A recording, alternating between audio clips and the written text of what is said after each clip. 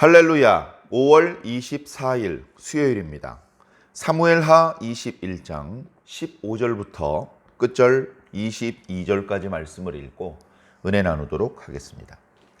블레셋 사람이 다시 이스라엘을 치거늘 다윗이 그의 부하들과 함께 내려가서 블레셋 사람과 싸우더니 다윗이 피곤하매 거인족의 아들 중에 무게가 300세겔 되는 놋창을 들고 새 칼을 찬 이스비브노비 다윗을 죽이려 하므로 스루야의 아들 아비새가 다윗을 도와 그 블레셋 사람들을 쳐 죽이니 그때에 다윗의 추종자들이 그에게 맹세하여 이르되 왕은 다시 우리와 함께 전장에 나가지 마옵소서 이스라엘의 등불이 꺼지지 말게 하옵소서 하니라. 그 후에 다시 블레셋 사람과 곱에서 전쟁할 때에 후사 사람 십북에는 거인족의 아들 중에 삽을 쳐 죽였고 또다시 블레셋 사람과 곱에서 전쟁할 때에 베들레헴 사람 야레오르김의 아들 엘하나는 가드 골리앗의 아후 라흐미를 죽였는데 그자의 창자루는 배틀채 같았더라. 또 가드에서 전쟁할 때에 그곳에 키가 큰 자 하나는 손가락과 발가락이 각기 6개씩 모두 24개가 있는데 그도 거인족의 소생이라. 그가 이스라엘 사람을 능욕함으로 다윗의 형 삼마의 아들 요나단이 그를 죽이니라. 이 4사람 가드의 거인족의 소생이 다윗의 손과 그의 부하들의 손에 다 넘어졌더라. 아멘. 감사합니다. 계속해서 압살롬의 반역이 평정된 이후 짤막짤막한 에피소드들 몇 가지가 소개되는 그런 장면입니다. 어제 말씀드렸던 것처럼 이 토막토막의 어떤 이야기들은 시간 순서대로 기록된 것은 아닙니다. 그래서 이제 오늘 말씀도 압살롬의 반역 훨씬 이전에 있었던 일을 말씀해주고 있습니다. 이미 저 앞에 8장쯤에 블레셋을 다윗이 완전히 멸망시킨 이야기가 나옵니다. 이후로는 다시는 블레셋이 이스라엘의 골칫거리가 되지 않습니다. 매우 후대에 수백 년이 지난 후에 북이스라엘이 멸망하고 남유다가 사방에서 공격을 받아서 힘이 약해져 있을 때 그때 블레셋 사람들이 유다를 쳤다. 그런 기록이 있습니다. 전면전을 펼쳤다기보다 유다가 힘이 빠져 있는 동안에 약탈을 했다. 이제 그런 의미 정도입니다. 그리고서는 이제 블레셋은 영원히 성경에서 나타나지 않게 됩니다.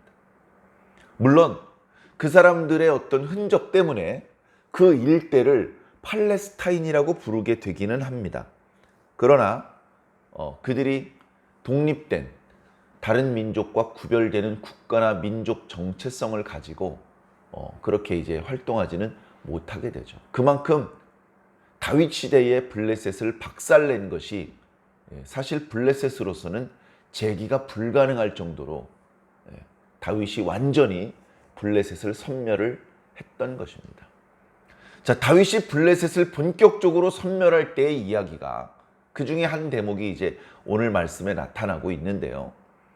그때는 다윗이 직접 참전했을 때입니다. 야, 니들이 알아서 싸워라. 이게 아니고 다윗이 직접 전투에 참여하고 있을 때라는 말씀입니다.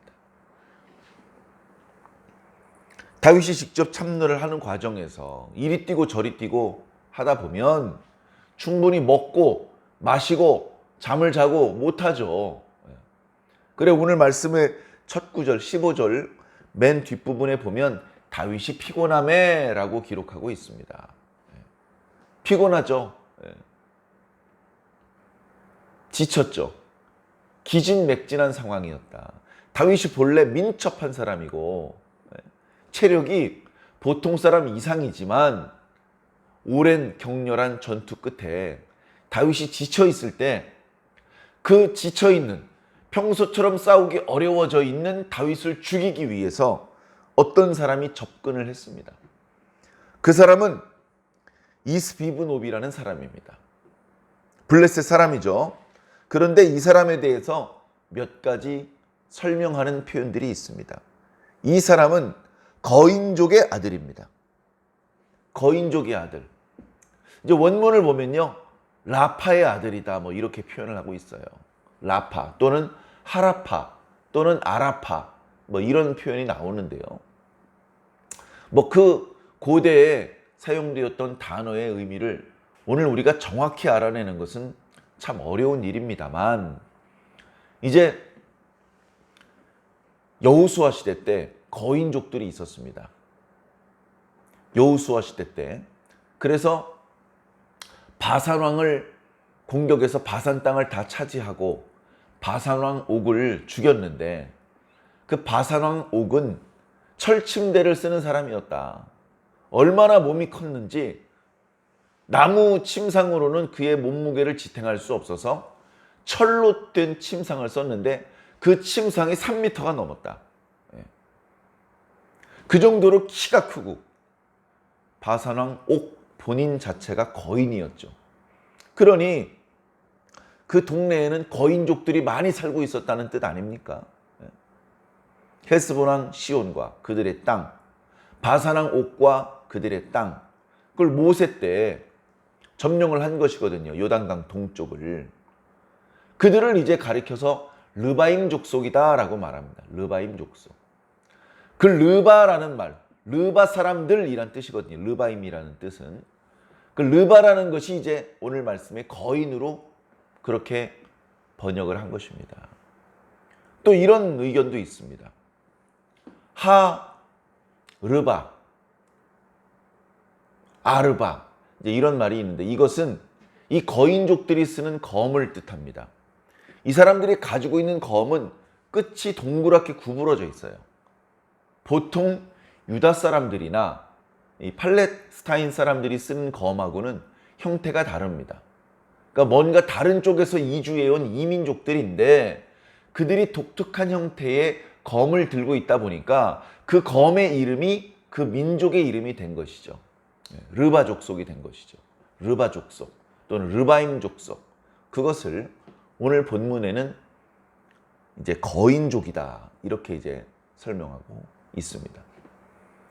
과거 다윗이 어렸을 때, 불과 16, 17살이었을 때 골리앗을 쓰러뜨리지 않았습니까?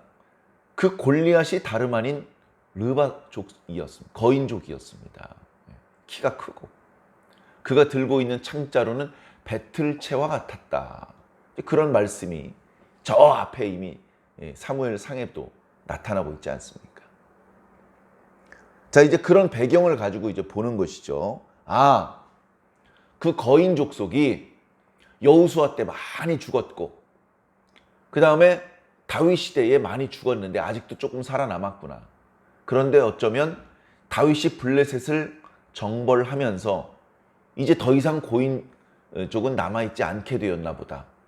다윗의 용사들이 일당백인 그 거인들을 용맹히 싸워서 넘어뜨렸나 보다. 이제 그렇게 오늘 말씀을 통해서 그런 것들을 우리가 느낄 수 있는 것이죠.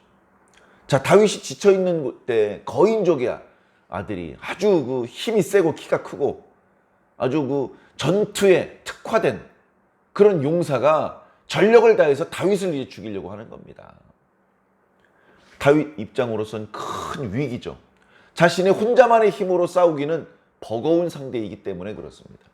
자, 그때 우리가 잘 아는 아비새가 출동을 하는 것이죠. 아비새가 요압처럼 총사령관의 역할을 맡거나 하지는 않았지만 항상 다윗의 곁을 따라다니면서 다윗의 호위무사 역할을 충실히 수행을 합니다. 그래서 아비새가, 그리고 그 주변에 있던 용사들이 달려들어서 이 이스비브노비라고 하는 거인족의 아들을 쳐서 죽입니다. 그리고서 위험한 상황을 벗어나게 되자 다윗 왕에게 간청을 합니다. 왕이시여, 왕께서는 이제 앞으로 다시는 직접 전장에 나오지 마십시오. 참전하지 마십시오. 예. 위험합니다. 왕께서 죽으시면 이스라엘의 등불이 꺼지는 겁니다. 이스라엘의 등불이 꺼진다라는 표현은 이제 상당히 은유적인 표현인데요. 이스라엘의 왕조가 끊어진다라는 표현을 이렇게 표현하고 있는 것이죠. 이스라엘의 등불이 꺼져서는 안 됩니다. 왕께서는 절대 허망한 죽음을 당해서는 안 됩니다. 싸움은 위험한 거는 저희들이 할 테니까 왕께서는 궁에 계십시오. 그렇게 이제 말씀을 드렸던 것입니다. 그래서 어쩌면 이때부터 다윗은 더 이상 전장에 직접 뛰어들지 않았던 것 같습니다. 아하, 그래서 그랬구나. 11장쯤이었나요? 다윗이 부하 장병들이 암몬을 무너뜨리기 위해서 총 출동해 있는데 다윗 혼자 왕궁에 남아 있었습니다. 그러다가 밧세바 사건이 벌어졌죠. 그때 다윗이 왜 함께 출정하지 않았는가? 이날 이렇게 아비새와 여러 부하 장병들이 왕께서는 이제 직접 전쟁에 참여하지 말아달라고 간청을 하자 그때부터 다윗은 직접 전투에 참여하지 않았던 것 같습니다. 물론 우리가 이미 묵상해서 아시겠지만 암몬성이 거의 무너져갈 때에 요압이 전가를 띄웁니다. 왕이여, 거의 다 쓰러뜨렸으니 직접 병사들을 몰고 나와서 이 성을 항복을 받아내십시오. 제가 항복을 받아냈다고 그렇게 알려질까 두렵습니다. 그렇게 잠깐씩은 그리고 승리가 보장되어 있는 안전한 전투에는 다윗이 모습을 드러냈지만 정말 누가 이길지 모르는 치열한 전투, 이런 전투에는 다윗이 참전하지 않게 되었던 것 같습니다. 자, 그리고 이어지는 말씀을 보면 18절에 그 후에 이야기가 바뀌는 것을 이렇게 표현하는 것이죠.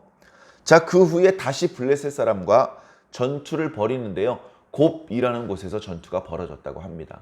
이 위치는 정확히 이제 알려져 있지는 않습니다만 이스라엘과 블레셋이 주로 전투를 벌였던 쉐펠라 평원의 한 지역 이름이다. 그렇게 알려져 있습니다. 자, 그런데 후사 사람 십부게라고 하는 사람이 거인족의 아들 중에서 삽이라는 사람을 쳐서 죽였다. 또 그렇게 기록하고 있죠. 후사라는 지역은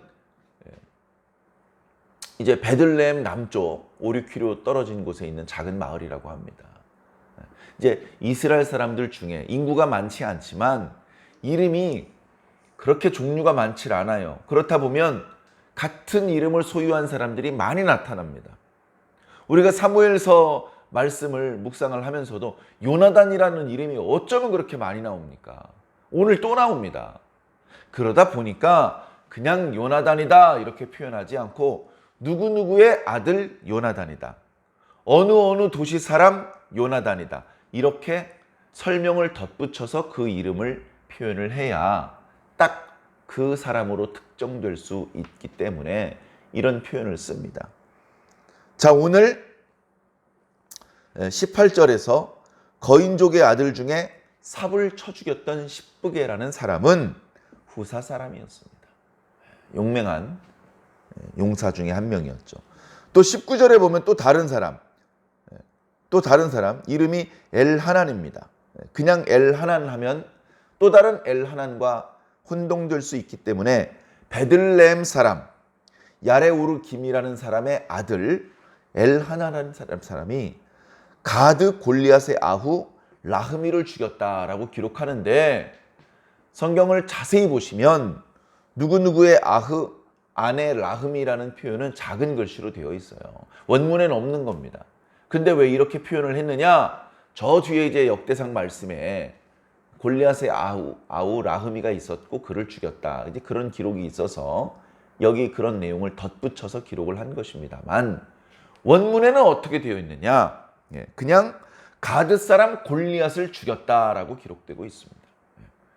아니, 가드 사람 골리앗은 다윗이 수십 년 전에 직접 죽였잖아요. 우리가 잘 아는 것처럼 물맷돌의 방법으로 골리앗을 죽였습니다. 물론 다윗 혼자만의 힘이라기보다는 다윗이 던진 물맷돌에 하나님의 능력이 덧붙여져서 정확히 다윗이 이렇게 무장하고 있는 갑옷에 그 투구의 틈을 비집고 들어가서 다윗이 던진 그 물맷돌이 골리앗의 이마에 박히면서 그를 쓰러뜨릴 수 있었고, 그가 들고 있던 검을 뺏어서 그의 목을 벨 수가 있었죠. 그렇게 해서 가드 사람 골리앗은 다윗이 죽인 것 아닙니까? 오늘 말씀에 보니까 엘하난이라는 사람이 가드 사람 골리앗을 죽였대요. 그래서 뭔가 혼동이 있다, 잘못됐다, 이렇게 또 생각할 수 있는데, 자, 이 골리앗이라는 이름이 고유명사가 아닙니다. 우리가 바로를 보면 바로가 계속 나오죠. 계속. 모세 때도 바로가 나오고요. 저 뒤에 이제 이스라엘이 남북으로 갈라진 그 이후 시대에도 또 바로가 나옵니다. 계속 바로가 나와요. 아니, 바로라는 사람은 이렇게 오래 살아? 그게 아니고 애굽에서 최고 통치권자를 바로라고 불렀던 겁니다. 바로라고 불렀던 거예요.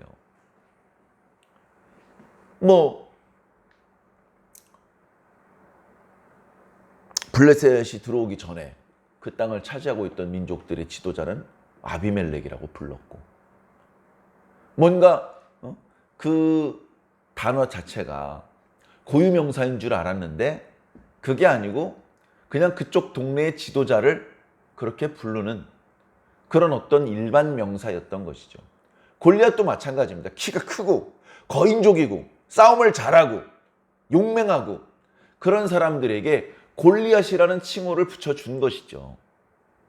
지금 엘하난이 죽인 사람이 진짜 과거 다윗이 죽였던 골리앗의 친동생이었는지, 아니면 그와 비슷한 키가 큰 거인족 용사 중에 한 명을 말하는 것인지 그것은 알 수 없습니다. 중요한 건 뭐냐면 일당백의 용사예요. 사실은 우리가 잘 아는 것처럼 골리앗 한 명이 싸움을 도두기 위해서 블레셋 진영 앞에 나와서 소리를 질렀을 때 이스라엘 사람들이 다 벌벌벌 떨었잖아요. 아무도 함부로 그 앞에 나서서 골리앗과 싸워보겠다고 나서는 사람이 없었잖아요. 그런 골리앗과 같은 거인족의 아들들이 블레셋에 아직도 여러 명 있는 겁니다. 그래, 블레셋에 그저 키가 평범한 사람들 말고 유난히 키가 크고 힘이 센 이런 장사, 이런 용사, 이런 사람들을 지금 쓰러뜨린 이야기를 해주고 있는 것이죠. 그러니까 그 거인족의 아들을 쓰러뜨린 이스라엘 용사들은 특별히 더 키가 컸느냐, 더 힘이 셌느냐? 그런 건 아니죠. 그러나 더 용맹한 것은 틀림없는 것 같습니다. 더 날쌔고 거기에 하나님께서 도와주시는 은혜도 있었고, 그렇게 해서 아무도 쓰러뜨릴 수 없을 것 같았던 일당백의 용사였던 블레셋의 거인족의 아들들이 하나 둘 쓰러지고 있는 모습을 보여주고 있습니다. 맨 마지막 20절에 보면 또 다른 어떤 이름이 알려져 있는 거인족의 아들은 키가 큽니다. 다른 거인족의 아들들도 키가 큰데 이 사람은 더 키가 커요. 거기다가 특징이 손가락이 6개, 발가락이 6개. 그래서 보통 손가락과 발가락을 모두 합하면 20개죠. 손가락이 10개인 것에서 오늘 우리들이 사용하는 십진법이 나왔고, 그것들이 가장 일상적으로 쓰이는 숫자의 어떤 방법 아닙니까? 근데 이 사람은 손가락, 발가락이 모두 6개씩 모두 합하니까 24개나 돼요. 어떻게 보면 돌연변이죠. 그런데 어쨌건 힘이 세고 용맹하다 보니까 블레셋의 아주 유명한 용사가 된 것이죠. 자, 그런데 그렇게 키가 크다고 뒤로 물러나고 바지에 오줌 싸고 이게 아니고, 다윗과 함께한 용사들은 유난히 용맹해서 그 앞에서 물러서지 않고 날쌔게 용맹하게 달려들어서 결국 그도 쓰러뜨렸다. 그 손가락 발가락을 모두 합하여 24개인 그 거인을 쓰러뜨린 사람은 다윗의 형 삼마의 아들 요나단이다. 예전에 사무엘 선지자가 이새의 아들 중에서 하나님께서 기름을 부으라고 하셔서 그 집에 갔었는데 첫째 아들, 둘째 아들, 셋째 아들이 산마였습니다. 근데 이제 인물도 좋고 용사고 그런데도 불구하고 하나님께서 외모를 보지 말라고 하셔서 그들에게 기름을 붓지 못하고 막내 아들이었던 다윗에게 기름을 부어 주셨었죠. 그 산마, 다윗의 형 중에서 이제 요나단이라는 아들이 있었죠. 다윗에게는 조카죠. 그 조카도 다윗 못지않은 용맹한 용사여서 다윗과 함께 사울의 칼날을 피하여 도망다니면서 전장에서 야전에서 잔뼈가 굵었고 다윗이 왕이 된 이후에 다윗의 군대에서 어쩌면 가장 용맹스러운 병사 중에 한 명이었을 것입니다. 아이고 우리 저 작은 아버지가 왕인데 내가 왜 손에 기름을 먼지를 묻히고 기름을 묻히고 피를 묻혀. 나 편하게 놀고 먹을래. 그럴 수도 있는데 그게 아니고 내가 더 용맹히 싸워야지. 우리 작은 아버지를 위해서. 우리 이스라엘을 위해서 그렇게 목숨 걸고 용맹하게 싸웠던 용사였던 것입니다. 그래서 이제 오늘 말씀 맨 마지막 구절을 보면 이 네 사람 가드의 거인족의 소생이 다윗의 손과 그 부하들의 손에서 차례대로 넘어졌다. 잠깐 돌부리에 채워서 넘어졌다는 뜻이 아니고요. 전쟁 중에 죽임을 당해서 다시는 일어날 수 없게 되었다. 그러다 보니까 블레셋은 이제 괴멸된 것이죠. 블레셋을 위해서 싸워줄 수 있는 용사들이 전멸했고 남아있는 사람들은 거인족도 아니고 여자와 어린이와 노인들 뿐이었고 그러다 보니까 이곳저곳으로 뿔뿔이 흩어져서 더 이상 블레셋 사람들의 어떤 명맥을 유지하지 못하는 상황이 되었던 것입니다. 오늘 말씀을 통해서 여러 가지를 또 생각해 볼 수 있는데요. 자, 보통의 경우는 지금 다윗 왕의 시대고 그러다 보면 다윗 왕 만세하고 이야기가 끝나야 됩니다. 다윗도 사람이기 때문에 공과 과가 있겠죠. 그래도 다윗은 공이 더 많은 사람이야 하면서 칭찬하고 다윗이 잘한 일 이런 것들을 쭉 기록해 놓고 끝나는 것이 보통 일상적인 그런 역사의 기록 방법입니다. 어느 나라든 특별히 아주 지독하게 못된 놈이 아니면 악행은 잘 기록하지 않고 기록을 하더라도 축소시켜서 기록을 합니다. 우리나라 역사도 그렇지 않습니까? 자, 근데 성경은 다윗 왕의 공로만을 찬양하지 않습니다. 다윗 왕의 실수, 범죄, 약점, 한계 이런 것들을 여실히 보여줍니다. 다윗 왕의 범죄 사실, 다윗 개인의 입장으로는 그런 사실이 자세히 기록되고 후대 사람들에게 널리 알려지는 것이 불명예스럽고 부끄러운 일일 수도 있습니다. 그러나 하나님께서는 그렇게 하셨습니다.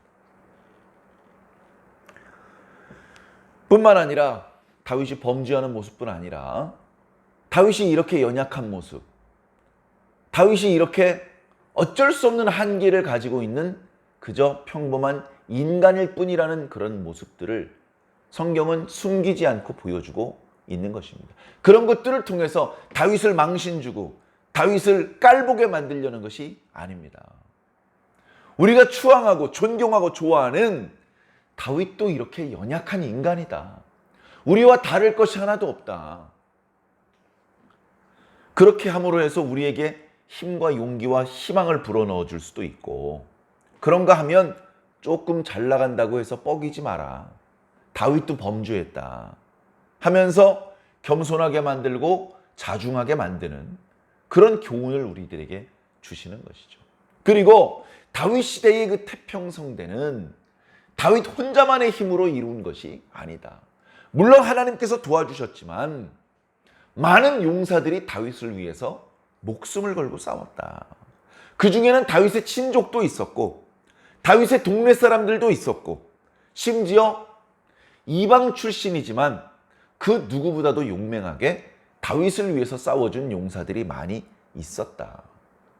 그 이야기들을 다 꺼내서 성경에 기록할 수는 없지만 오늘 말씀에 몇몇 용사들의 이름을 거론하면서 과거 블레셋을 완전히 괴멸시켰을 때의 이야기를 꺼내므로 이 모든 것들이 다윗이 주도를 했긴 했지만 이름이 알려져 있지 않은 오늘 말씀에 나타난 사람들은 물론 이름이 소개되고 있지만 그보다 더 많은 용사들이 있었잖아요. 그들의 이름이 일일이 소개되지는 않았지만 그들을 통해서 그들과 함께 이룬 일이다. 그리고 보이지 않게는 하나님께서 도와주셔서 가능했던 일들이다. 그런 것들을 이제 말씀해주고 있습니다. 오늘 우리도 마찬가지죠. 내가 뭘 했어요. 열심히 했죠. 나 혼자만의 힘으로 한 건가? 그건 아니죠. 아내가, 애들이 하나도 도와주지 않았죠. 도와주고 싶어도 뭐 도와줄 능력도 없고 시간도 없고 방해나 안 하면 다행이죠. 이제 그렇게 생각할 수도 있는데 조금 다르게 생각하면 그래도 그 아이들을 보면서 용기를 얻어서 계속할 수 있었고 그래도 그 아내가 계속 밥 차려줬고 빨래해줬고 내가 하고 있는 그 일에 집중할 수 있도록 계속 뒷바라지를 해주었기 때문에 내가 그 일에 전념할 수 있고 그래서 뭔가 성취할 수 있었던 것이죠. 그러니까 직접적으로 도움을 받지 못했다 하더라도 간접적으로 내 주변에 나를 도와준 사람들이 많이 있습니다. 나 혼자만의 힘으로 했다고 말할 수 없는 것이죠.